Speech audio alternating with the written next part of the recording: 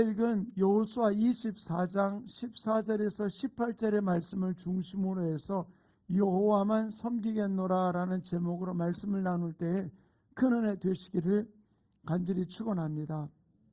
사실상 본문은 14절에서 18절까지 잡았습니다마는 어떤 면에서 보면 24장 전체의 내용을 가지고서 말씀을 오늘 나누게 될 텐데요. 어떤 면에서 볼 때 하나님께서 이제 이스라엘 백성들이 이제 마지막 여호수아가 이제 가나안 정복 전쟁을 마치는 마지막 장이잖아요. 이 마지막 이야기를 하면서 하나님께서는 여호수아를 통해서 이제는 가나안 정복 전쟁을 이제 마무리하게 되었던 것입니다. 그런데 이 24장을 시작하면서 이제 모든 것을 마무리하고 전쟁도 다 그쳤다라고 이야기하는 그 가운데서 24장에서 이렇게 시작을 하고 있어요. 우리 24장 1절을 같이 한번 읽어볼까? 함께 합독합니다. 시작. 여호수아가 이스라엘 모든 지파를 세겜에 모으고 이스라엘 장로들과 그들의 수령들과 재판장들과 관리들을 부르매 그들이 하나님 앞에 나와 선지라. 여기 보면은 뭐라 그랬습니까? 여호수아가 이스라엘 모든 지파를 어디에? 세겜에 모았다라고 이야기를 해주고 있어요. 자, 당시 그 가나안 땅에 출애굽을 할 때 가지고 나왔던 출애굽을 통해서 시내산에서 만들어 놓았던 그 법궤가 어디 있었느냐 하면은 바로 그들은 여기에 세겜에 있는 게 아니거든요. 근데 이들이 왜 하나님께서 여기에 머무르게 했을까? 실로라고 하는 곳에 하나님의 법궤가 있었거든요. 그런데 왜 이들 속에서 하나님은 여호수아를 통해서 세겜에 모이게 한 이유가 무엇일까? 왜 지도자들을 이스라엘 12지파의 모든 지도자들을 세겜으로 모은 이유가 바로 무엇일까? 우리가 여기서 한번 그냥 우연히 거기가 편한 장소니까 여호수아가 거기 있었으니까 그렇게 생각할 수도 있어요. 그런데 그게 아니라 이 세겜에 모은 데는 이유가 있었던 거예요. 이 세겜이라는 땅은 하나님께서 하나님과 이스라엘 백성들이 첫 번 만난 장소가 바로 어디였느냐? 바로 이 세겜이었거든요. 아브라함이 갈대 우르를 떠나가지고서 하나님께 부르짖어서 가나안 땅에 왔을 때 그곳에서 하나님께 부르짖음을 받았고, 그 다음에 이 가나안 땅에 들어와서 이 단으로서 이 쌓았고 예배드렸던 것이 어디냐? 바로 이 세겜이었거든요. 그 창세기 12장 6절과 7절은 이렇게 기록해 놓고 함께 읽겠습니다. 시작. 아브라함이 그 땅을 지나 세겜 땅 모래 상수리 나무에 이르니 그때에 가나안 사람이 그 땅에 거주하였더라. 여호와께서 아브라함에게 나타나 이르시되 내가 이 땅을 네 자손에게 주리라 하신지라. 자기에게 나타나신 여호와께 그가 그곳에서 제단을 쌓고, 그 세겜에서 아브라함이 하나님이 지시한 곳 갈대 우르를 떠나가지고서 하나님이 지시한 곳이 어디? 가나안 땅에 와서 가나안 땅 그곳 어디? 세겜에서 하나님께 제단을 쌓으며 하나님께 예배드린 곳이 바로 그것이었었어요. 하나님과 이스라엘 백성들과의 언약을 맺은 곳. 또 이곳은 바로 어떤 곳이었는가? 야곱이 삼촌 라반의 집으로 도망갔다가 이제 다시 돌아오면서 바로 이제는 베들로 가라는 그런 지시를 받고 자기 고향으로 돌아오게 되었을 때 그 야복강가에서 천사와 씨름하며 그가 이스라엘이라는 이름을 얻고 바로 세겜에서 내가 베델에서 내가 너와 만나리라 라고 하는 이야기를 해주었거든요. 근데 바로 이 야곱이 삼촌 라반의 집을 떠나서 돌아오면서 그 딸 디나가 어려움을 당하고 이제 죽을 위기 속에 빠지게 되었을 그때에 어떤 일이 벌어졌습니까? 이 세겜이라는 곳에 야곱이 모든 지파들에게 자기가 함께 있던 사람들이 뭐라고 이야기합니까? 너희들이 가지고 있는 모든 우상들을 다 내놔라. 그리고 그 우상들을 다 가지고 왔을 때 그것을 바로 이 세겜 상수리 나무 아래 묻었거든요. 바로 창세기 35장 4절 이렇게 기록해 놓고 있습니다. 함께 읽습니다. 시작. 그들이 자기 손에 있는 모든 이방 신상들과 자기 귀에 있는 귀고리들을 야곱에게 주는지라. 야곱이 그것들을 세겜 근처 상수리 나무 아래에 묻고, 이제 야곱이 하나님의 앞에 나가기 전에, 베들로 가기 전에 이제는 자기들이 가지고 모든 부정한 우상 숭배, 바로 드라빔들, 귀고리들, 그 모든 것들, 그 드라빔들을 다 묻어버린 것이 어디냐? 이 세겜이었다는 것이죠. 근데 이스라엘 백성들의 세겜은 바로 어떤 곳이냐? 하나님께서 그냥 우연히 정한 것이 아니라 거기에서 이들을 부른 것이죠. 여호수아가, 제가 서두에 이야기했습니다마는 법궤가 머무른 곳은 바로 실로였었어요. 근데 왜 세겜에다 이들을 모으게 한 이유가 바로 무엇일까요? 왜 그들을 모았을까요? 저는 이 말씀을 보면서 왜 하나님께서 다른 곳이 아닌 세겜에 머물기를 원하셨을까? 한 가지 이유는 다른 것 아니에요. 이스라엘 백성들에게 바로 이 세겜 땅이 어떤 곳인지를 다시 각인시키는 거예요. 과거에 이 세겜 땅이 어떤 곳이었느냐? 그들 조상 아브라함이 하나님과 맺었던 언약의 장소였고, 또 야곱이 그들이 하나님의 전 베들로 가기 전에 모든 부정한 것들을 다 묻어버리고 하나님 앞에 나아갔던 그 장소를 기억하기를 원하셨던 것이거든요. 근데 왜 여호수아를 생각해야 할 것이, 지금 여호수아가 이 말을 할 때는 이제 모든 가나안의 정복 전쟁을 마치고 난 이후였었어요. 그러나 우리가 알듯이 그들 속에 무엇이 있었느냐는 거예요. 계속적인 그 지방의 이방 신들과의 만남이 있었고, 그 가나안 족속들과의 만남이 이루어지고 있었던 부분들이었거든요. 바로 하나님께서는 여호수아를 통해서 세겜이라는 곳에 그들이 머물게 하면서 했던 이것은 바로 무엇이냐? 다른 것 아니에요. 하나님의 그 부르심에 순종하여서 가나안 땅에 오기까지, 또 하나님의 성소 베들로 가면서 우상을 버리고 바로 그곳에서 하나님을 섬기기로 결단했던 그 장소가 바로 이 세겜이라는 장소였다는 것이죠. 10절까지 우리 앞에 우리가 읽지는 않았습니다만은 24장 1절부터 10절까지 나오는 말씀 속에서 하나님께서 이스라엘 백성들을 저주했던 발람에 대한 이야기를 언급하며 하나하나 이야기를 해줬어요. 이 이야기를 언급하고 그들을 세겜으로 모아서 그 모든 일을 이야기하고 난 다음에 하나님이 우리가 본문 말씀을 이야기를 해주고 있거든요. 바로 이 발람이라는 사람이 어떤 사람입니까? 발락이 불러가지고서 은금을 주면서 말했습니까? 이스라엘 백성들을 저주하라고 이야기했던 거거든요. 근데 맨 처음에 뭐라고 그랬습니까? 나는 갈 수 없다라고 얘기했어요.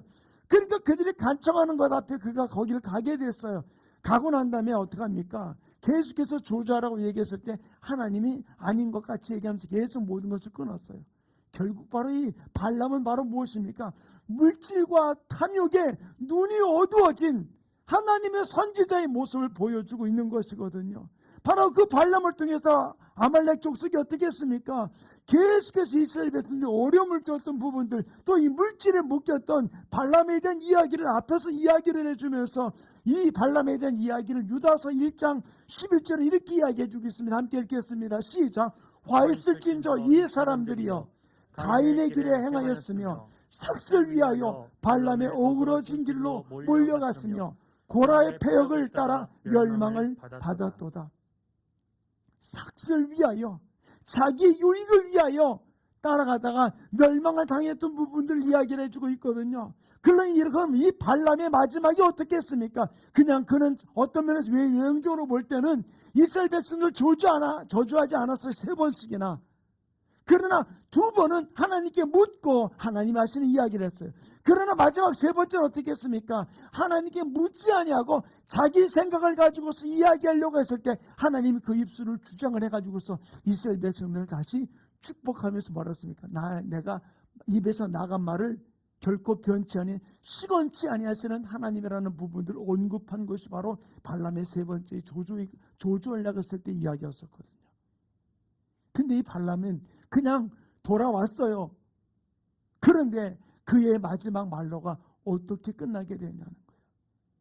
조주하고 자기 길을 간, 거기에 물이 함께 동조했던 이 발람의 마지막 모습을 민수기 31장 8절 이렇게 기록해 놓고 있어. 함께 읽겠습니다. 시작. 그 죽인 자 외에 미디안의 5 왕을 죽였으니 미디안 왕들은 에위의 레겜과 스루와 후루와 레바이며 또 부올의 아들 발람을 칼로 죽였더라. 자, 왕들을 죽이는 그 과정을 쭉 언급하면서 누구를 언급해 주느냐? 왕도 아니었던 발람이라는 사람을 언급하면서 그도 칼에 죽었다라고 이야기를 해주고 있어요. 저는 오늘 이 여호수아 24장을 통해서 하나님 우리에게 무엇을 말씀하기를 원하시고 있느냐는 거예요. 하나님의 부름받은 사람은 어떤 일들 속에서 하나님 부름받은 그 자세와 그 자리를 지키면서 주 앞에 달려가는 하나님의 사람 되기를 간절히 축원합니다. 우리 모두는 한 사람 한 사람이 목회자만이 아니라 모든 평신도들도 하나님의 부름받은 사람인 줄로 믿습니다. 아멘. 우리는 이제 우리가 하나님의 부름받은 사람은 하나님이 보여주신 하나님의 나라를 사모하면서 갈망하면서 나가는 삶이 우리의 삶 가운데 이루어져야 될 줄로 믿습니다. 바로 여기서 여호수아가 이스라엘 백성들을 모아놓고 마지막 가나안 정복을 다 했다고 이야기하는 그들 앞에 발람의 이야기를 언급하면서 이제는 너희가 섬길 자를 택하라라고 말한 이유는 바로 무엇이냐? 왜 여호수아가 이 이야기를 했을까? 그 이야기는 다른 것이 아니에요. 그 여호수아가 바라보기 이스라엘 백성들 안에서 두 마음 품은 사람들 여러 가지 모습들이 있는 부분을 이야기해주고 있는 것이죠. 바로 그래서 이 15절 말씀이 이렇게 이야기해주고 있지. 함께 읽겠습니다. 시작. 만일 여호와를 섬기는 것이 너에게 좋지 않게 보이거든 너희 조상들이 강 저쪽에서 섬기던 신들이든지 또는 너희가 거주하는 땅에 있는 아모리 족속의 신들이든지 너희가 섬길 자를 오늘 택하라. 오직 나와 내 집은 여호와를 섬기겠노라 하니. 아멘. 너희는 섬길 자를 택하라. 나는 나와 내 집은 여호와만을 섬기겠다라고 이야기를 해주고 있어요. 오늘은 아침에 일어나서 기도를 하고 올라가서 좀 다른 일을 하는데 갑자기 지난 다니엘 기도회 때 한 4년 전인가 했던 무당이었다가 회심한 심선미 성도의 간증을 다시 듣게 하더라고요. 그래서 하나가 아니라 한 3편을 제가 보게 되었어요. CTS에 나온 간증, 또 다니엘 기도회에 했던 간증, 또는 다른 교회에서 했던 간증, 그런 3편을 쭉 보면서 그 간증을 듣게 되었었어요. 그런데 그 간증을 들으면서 심선미 성도가 그런 이야기를 하더라고요. 자기는 자기가 섬기던 그 신, 왜 그를 잘 섬겼느냐? 다른 것이 아니라 내가 좀만 잘못된 마음을 먹기만 하면은 신벌을 내려가지고서 나를 고통스럽게 하고, 그래가지고서 자기가 그 신벌에 의해 가지고서 자기 생태 같은 아들도 죽고 이혼하게 만들고 육체가 병들게 만들었던 그 일들에 대한 부분들을 언급하며 이야기를 하더라고요. 그래서 그 간증하는 내용 가운데 무엇을 이야기해주고 있는가 하면은 참 하나님을 믿는 사람들의 모습을 보면서 하나님을 믿는 사람들이 자기가 만난 하나님과 교회에서 믿는 하나님과는 다른 것 같다.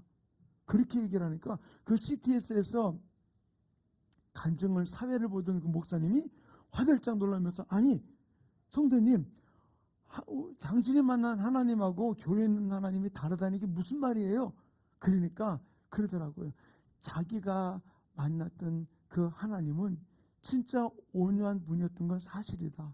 그런데 자기는 하나님의 입에서 나간 그 말이 하나도 땅에 떨어지지 아니하고 다 이루어지는 그 부분들 자기는 역력하게 보았고, 나에게 십자가로 다가왔던 그 하나님이 내 모든 죄의 사슬을 다 풀어버리고, 심지어는 내가 영접 기도를 하고 난 이후에 그 모든 나를 결박했던 어둠들이 떠나가던 그 부분들, 느낄 수 없는 어제와는 동일한 그 날이었지만은, 그러나 그 예수님을 영접하고 난 이후에 모든 산천 초목이 달라졌던 부분들을, 너무나 감격했던 부분들, 모든 천지 만물들이 자기가 하나님을 지으신 그 모습을 하나하나 보여주는 그 모습 앞에 자기는 울면서 나갔던 그 일들. 그런데 교회에 와서 자기가 성도들을 가만히 볼 때 어떤 때는 하나님을 경배하는 부분들이기보다는 그냥 하나님을 이용해 먹는 것 같은, 하나님을 무시하는 것 같은, 그냥 하나님의 이름을 부르기는 부르지만 그냥 하나님의 입에서 나간 말들을 제대로 지키지 않는 그런 모습을 보면서 자기가 만난 하나님하고는 다른 하나님을 믿는 것 같다라고 하는 이야기를 그분이 이야기를 하는데, 많은 도전이 되고 저에게도 찔림이 되는 그런 부분들을 느끼게 되었었어요. 사랑하는 성도님, 여호수아가 왜 이 세겜이라는 곳에서 이스라엘 백성들을, 장로들을, 지도자들을 모아놓고 이와 같은 이야기를 하게 된 이유가 바로 무엇일까요?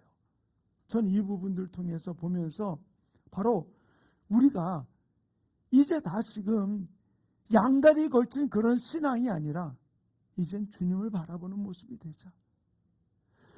거기에 그 패널로서 그 심선미 성도와 연결이 되어 있던 세 사람이 나왔어요.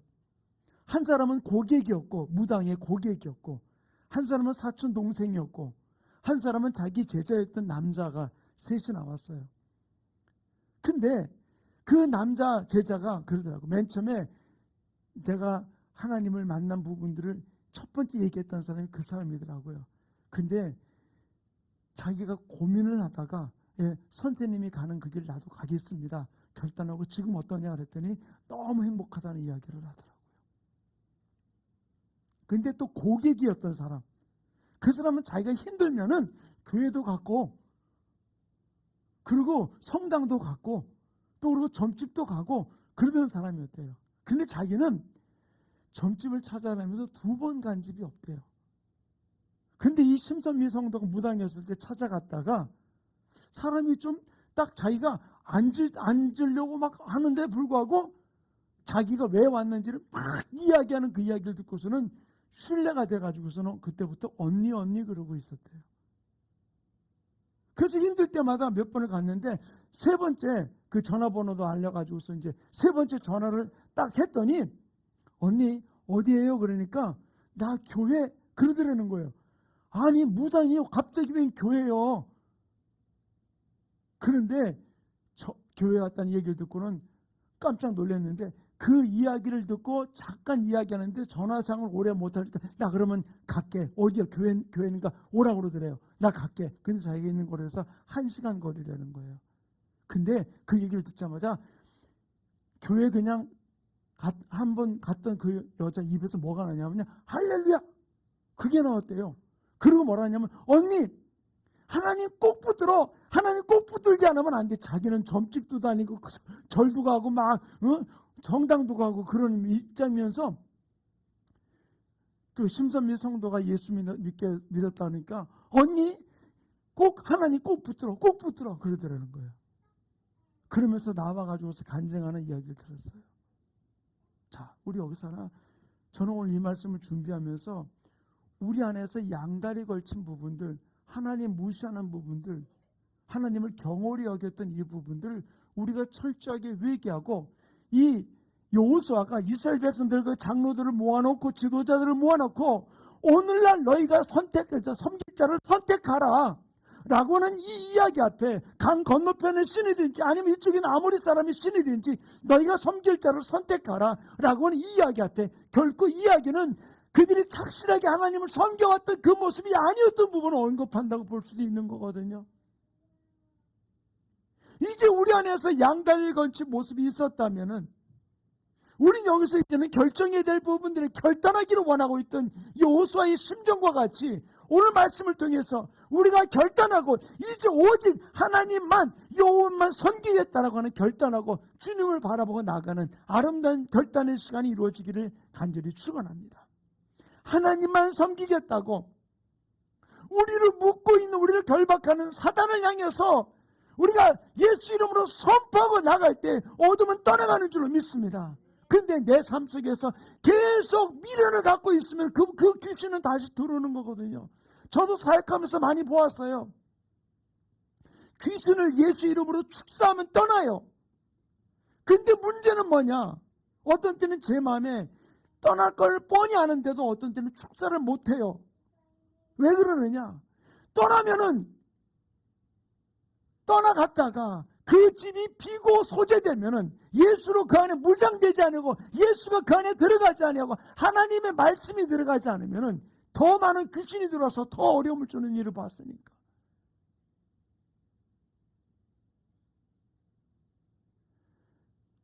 내가 하나님의 부름받은 하나님의 사람이라면은 이제는 하나님만 섬기겠다고 내가 어떤 때는 나를 이끌고 가는 세상의 모든 향락의 신들, 물질의 신들, 또 세상의 어떤 쾌락들, 또 세상의 모든 것들, 세상을 즐기게 만들고 양다리 걸치게 만들었던 이 더러운 귀신들을 예수 이름으로 우리는 물리치고 우리는 진실로 주님 안에 붙들린 아름다운 삶의 역사가 이루어지기를 간절히 축원합니다. 더 이상 우리가 머뭇거릴 그런 상황이 아니에요. 이제 코로나 팬데믹이 이제 끝나가면서 우리들 속에서 어떤 일을 벌어집니까? 영상 예배 드리는 것들을 그냥 무감각하게 받아들이고 있어요. 교회 오는 것, 사람들과 만나면 다 만나면서 교회 안에서는 만남에 대한 부분들을 느끼지 못하는 부분들, 우리 다시 결단해야 돼요. 양다리 걸치는 모습이 아니라 말로만이 아니라 우리의 신앙 고백이 우리의 삶을 통해서 이제 나타나는 아름다운 모습이 이루어져야 될 줄 믿습니다. 이것이 우리의 삶을 통해서, 우리의 생활을 통해서 나타나는. 이 여호수아의 이야기를 듣고 이스라엘 백성들이 하나님을 섬기겠다라고 이야기를 하면서 우리가 읽은 본문 이외에 그 이후에 이렇게 이스라엘 백성도 선포합니다. 16절에 이렇게 고백합니다. 함께 읽겠습니다. 시작. 백성이 대답하여 이르되 우리가 결단코 여호와를 버리고 다른 신들을 섬기기를 하지 아니하오리니. 그들이 이제는 주님만을 섬기겠다고 결정합니다. 결단합니다. 그런데 진짜 여호수아는 결단한 그들에게 무서운 이야기를 합니다. 너희가 함부로 하지 말아라. 함부로 하지 말아라. 그러면서 하는 이야기가 19절과 20절 이렇게 기록해놓고 있어. 함께 읽겠습니다. 시작.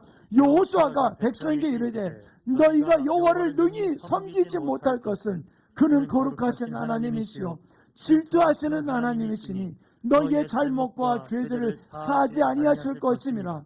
만일 너희가 여호와를 버리고 이방 신들을 섬기면 너희에게 복을 내리신 후에라도 돌이켜 너희에게 재앙을 내리시고 너희를 멸하시리라 하니. 하나님 어떤 분이라고요? 질투하는 하나님. 저는 이 코로나 사태를 바라보면서 처음에 이 코로나 사태가 터졌을 때 그런 설교를 많은 목사님들 하시면 저도 몇 번 했어요. 알곡과 가라지를 가르는 시기다. 진짜 참신자와 아닌 자를 가르는 때다. 우리 여기 흔들리지 말고 주님을 바라보고 나가자 라는 이야기를 했었어요. 근데 이제 이 모든 일들 앞에 위드 코로나, 함께하는 코로나라고 이야기하면서 모든 제한들이 풀어지고 있어요. 지금 나라에서도 지금 계속 감염자가 숫자가 늘어나고 있음에도 불구하고 이 부분들에 대해서 지금 더 이상 이제 제한하지 않고 나가려고 하는 모습들을 보여주고 있긴 하거든요. 뭐 다음 주에 결정을 하지 한다라는 이야기도 있습니다만은. 근데 이와 같은 모든 것들은 사회적인 일들은 다 풀어놓는데 왜 우리 믿음의 사람들이 주님 앞에 예배드리는 일들 앞에 적극적이지 못한 이유가 바로 무엇일까요? 그들이 하나님을 버리고 우상을 숭배하진 않아요. 그러나 하나님 원하는 건 바로 무엇일까요? 하나님만 섬기라고 얘기해주고 있거든요. 주님은 알아요. 내 마음이 어디 있는지. 그래서 뭐라고 얘기합니까? 하나님은 질투하는 하나님이다. 질투하는 하나님이다. 그러면서 여호수아는 백성들에게 이렇게 선포합니다. 23절 말씀을 한번 같이 읽겠습니다. 시작.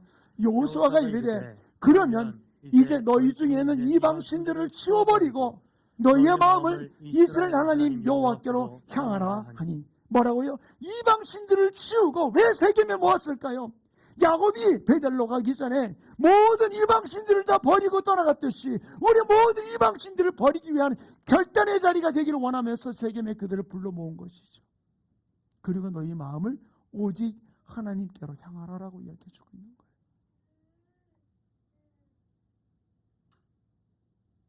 그때 이 백성들이 이렇게 여호수아에게 응답합니다. 24절 말씀 같이 읽겠습니다. 시작. 백성이 여호수아에게 말하되 우리 하나님 여호와를 우리가 섬기고 그의 목소리를 우리가 청종하리라 하는지라. 예, 그들이 이제는 결정하고 결단하고 주님만을 섬기겠다고 이야기하는 그들의 모습을 볼 수 있어요. 그리고는 그들이 하나님과 함께 언약을 맺게 됩니다. 25절 26절 우리 계속해서 읽습니다. 시작. 그날에 여호수아가 세겜에서 백성과 더불어 언약을 맺고 그들을 위하여 율례와 법도를 제정하였더라. 여호수아가 이 모든 말씀을 하나님의 율법책에 기록하고 큰 돌을 가져다가 거기 여호와의 성소 곁에 있는 상수리 나무 아래 세우고, 이제 그들이 결단하면서 이제 주님만 하나님만 섬기겠다 결단하며 나가는 그들의 모습을 볼 수 있어요. 사랑하는 충만교회 성도님, 우리가 결단해야 돼요. 하나님 앞에 나는 오직 하나님만 섬기겠노라. 하나님 내 형편 아시지? 예, 아세요. 그 형편 아시기 때문에 축복해 주기 위해서 내 안에 거하라고 나만 바라보라고 이야기해 주고 있는 것이죠. 은도 내 것이요 금도 내 것이라 말씀하신 역전히 하나님이 우리와 함께하고 계시잖아요. 어제 수요일 예배, 그저께 수요일 예배에 함께 말씀을 나눴던 부분, 하나님만이 우리의 삶을 회복시켜 주실 분이라는 사실을 내가 믿는다면 어떤 고난 속에서라도 끝까지 우리가 바라볼 건 바로 무엇입니까? 하나님의 말씀 안에, 성령 안에 머무르고 나가는 것이죠. 그래서 우리가 하나님 따라, 말씀 따라, 예수 따라, 성령 따라 흔들리지 않고 주님만 바라보고 나갈 때 하나님 그때부터 우리 삶과 놀랍게 역사하시게 된다는 사실이에요. 우리는 하나님이 결단하기를 원하세요. 결정하기를 원하세요. 내가 무엇을 바라보기 원하니까. 하나님은 그냥 하나님이 아닙니다. 우리가 찬양에도 고백했듯이 지존하신 하나님, 그 앞에 우리가 무릎 꿇고 그분만이 나의 생애의 주인임을 고백하면서, 나의 삶의 인도자임을 고백하면서 우리가 그분 앞에 엎드려 나아갈 때 그분이 우리의 삶의 모든 부분을 책임지는 복된 역사가 이루어지게 될 줄로 믿습니다. 그러므로 영이신 하나님 앞에 우리가 결코 그분은 속지 않으세요. 속지 아니하는 그 하나님 앞에 귀신같이 한다고 얘기하죠. 귀신도 귀신같이 한다고 얘기하잖아요. 하나님은 그보다 더 잘하세요. 귀신은 우리의 생각을 몰라요. 그러나 우리 하나님 우리의 마음을 아시거든요. 그러나 하나님 우리가 요구하는 건 바로 무엇입니까? 우리가 마음을 다하고 뜻을 다하여 주 너의 하나님을 섬기라고 이야기했잖아요. 우리가 그 지존하신 하나님 앞에 우리의 무릎을 꿇고 주님만을 경배하며 나가기 원합니다. 우리 그런 마음을 가지고 이 찬양 우리 고백하고 우리 함께 기도하는 시간 갖기 원합니다.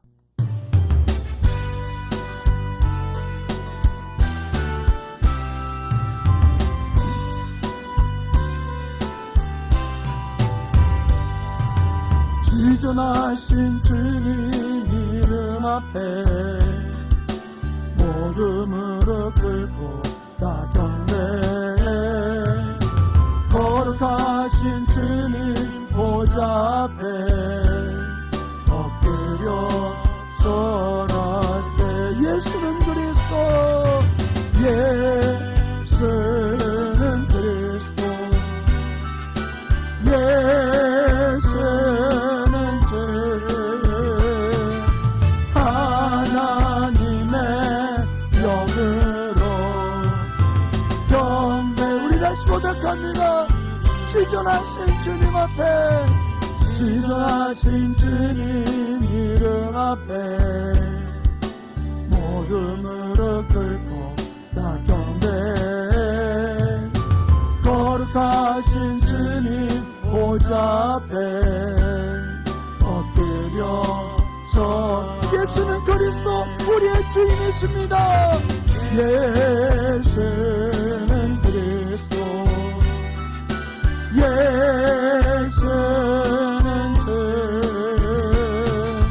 하나님의 영으로 경배. 예수는 그리스도이십니다. 아멘. 예수는 그리스도,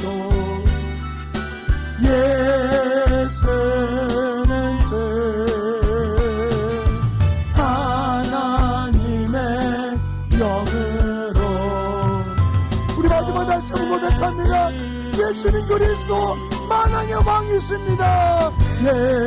예수는 그리스도, 예수는 주 하나님의 영으로 경배드리리. 우리 함께 조용하게 머리를 쓰고 기도하기 전에 내가 주님을 어떤 모습으로 바라보십니까? 내 안에서부터 주님을 하나님으로 고백하지 못한 영역이 있다면 우리 선 철저하게 회개하고 내가 두만 품지 않게 도와주시고 오직 하나님만, 오직 주님만 바라보며 달려갈 수 있도록 나의 삶을 붙들어 주시옵소서. 나의 삶을 이끌어 주시옵소서. 내 생애 속에 함께 주시옵소서. 오직 두만 품지 아니하고 주님만 오점에 달려갈 수 있도록 나의 삶을 붙들어 달라고 오늘 말씀을 기억하시면서 이제 내가 다시는 늘리지 아니하고 오직 하나님만 예배하며 경배하며 달려가겠다고 2000 주여 삼차 어떻게 동성으로 기도합니다. 주여, 주여, 주여.